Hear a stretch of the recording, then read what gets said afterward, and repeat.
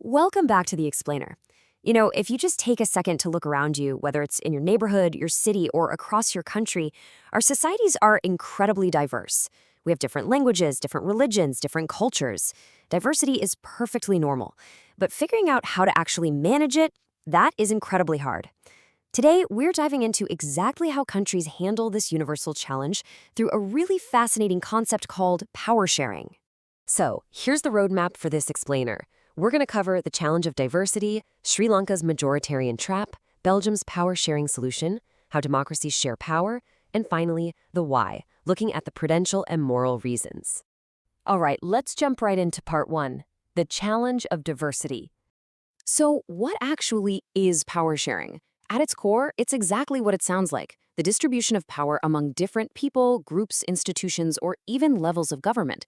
Instead of handing all the control to just one dominant group, true democratic systems deliberately slice it up. Think of it kind of like sharing the TV remote in a big family. If one person hogs it forever, chaos and arguments are pretty much guaranteed, right? Well, the exact same principle applies to governance. You have to share power to maintain stability, equality, and representation. It really is the ultimate balancing act. Which brings us to Section 2, Sri Lanka's majoritarian trap. To understand this, let's look at Sri Lanka right after their independence. They've faced a really classic demographic divide. The Sinhala-speaking community made up the clear majority, while the Tamil community formed the minority. Now, that's a complex setup for any newly independent nation. But how they actually handled this divide, well, that's where things went completely off the rails. Instead of opting to share power, the government leaned heavily into something called majoritarianism. Basically, that's a rule or belief that actively favors the majority community while totally ignoring or even discriminating against minority interests. In Sri Lanka's case, they adopted policies that explicitly favored the Sinhala majority. We're talking about things like declaring Sinhala the sole official language and giving them preferential treatment for government jobs and university spots. Understandably, the Tamil minority felt deeply alienated right in their own country. And the results of those majoritarian policies? They were absolutely devastating. Deep social tensions rapidly escalated into violent conflict, and tragically, it spiraled into a full-blown civil war. It's a stark reminder that ignoring minority interests doesn't just hurt the minority, it ultimately fractures the entire country and just destroys national unity. Now, let's flip the script and look at Section 3, Belgium's power-sharing solution. Much like Sri Lanka, Belgium is a small country, but it's got some intensely complex demographics. You've got a Dutch-speaking majority, a French-speaking minority, and an even smaller German-speaking minority. And initially, these groups heavily clashed over political power and economic benefits, especially in the capital city of Brussels. I mean, the tension was palpable. But instead of leaning into majority rule, Belgium got incredibly creative. They engineered a power-sharing arrangement using 3 major steps. First up, equal representation. They legally mandated an equal number of Dutch and French-speaking ministers in the central government, so no single group could dominate. Second, empowered state governments. They actually shifted significant power away from the center down to regional authorities. And third, and I think this is just brilliant, they created special community governments. These were elected specifically to handle highly sensitive cultural and educational issues for their respective linguistic groups. Let's put these 2 historical case studies side by side to really drive the point home. On the one hand, Belgium shared power, actively protected its minorities, and through democratic accommodation, drastically reduced conflict. On the other hand, Sri Lanka concentrated power, overwhelmingly favored the majority through majoritarianism, and directly increased conflict. It is a striking contrast. It shows how civic mechanics and a willingness to compromise can literally mean the difference between peace and war. Moving on to Section 4, how democracies share power. So, how exactly do democracies actually share power? Like, when we talk about distributing control to prevent majoritarianism, what does that practically look like on paper? Well, it typically takes 4 major forms. Form 1 is horizontal distribution. Think of this as spreading power out flat across a table among different organs of the government, specifically the legislature, the executive, and the judiciary. Known as the separation of powers, it means the legislature makes the laws, the executive implements them, and the judiciary interprets them.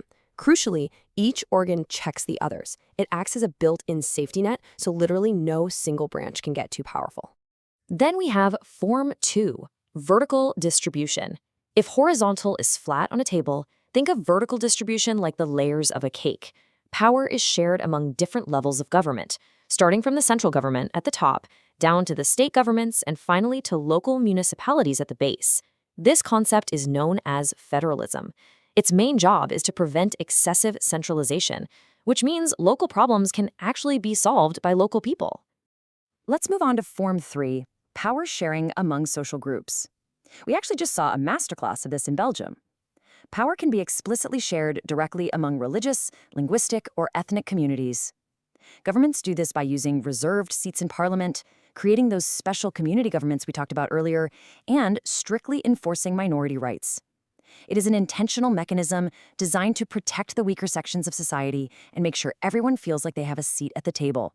Finally, we have Form 4, power sharing among political parties. In a healthy democracy, power isn't held by just one party forever. It's dynamically shared. This happens when multiple parties form coalition governments to achieve a majority, when they build strategic alliances, or even just through the essential role of the opposition keeping the ruling party accountable. It basically guarantees that no single party becomes an unstoppable force over time. Which brings us to our final section. Section 5, the why, prudential and moral. You might be wondering, why go through all this immense effort to slice up and balance power across branches, layers, and social groups? Well, it comes down to two main reasons. First, we have prudential reasons. These are purely practical. Sharing power simply works better. It reduces conflict, it prevents violence, and it maintains political stability. It's a calculated, practical move for a nation's survival. But then you have the moral reasons. Sharing power is the very spirit of democracy. It reflects a fundamental respect for all groups and acknowledges that people simply have a basic right to participate in the systems that govern their lives.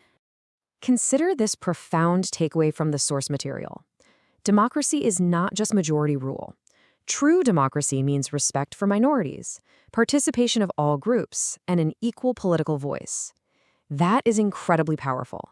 A system that just lets 51% of the people dictate terms to the other 49%, that isn't truly democratic if it silences those minority voices. If you take nothing else away from this explainer, remember this: diversity is completely normal. Every society on Earth will have differences. That's just human nature. The ultimate challenge of any nation is how to handle that diversity without fracturing. And, as we've seen today, structured, deliberate power sharing is the ultimate solution. So that leaves us with a lot to reflect on. If your society was deeply divided tomorrow, which path would you choose? Would you lean into majoritarianism and risk conflict? Or would you take the harder, far more complex route of sharing power to build a lasting peace? Thank you so much for joining me for this explainer. Keep questioning, keep learning, and I'll catch you next time.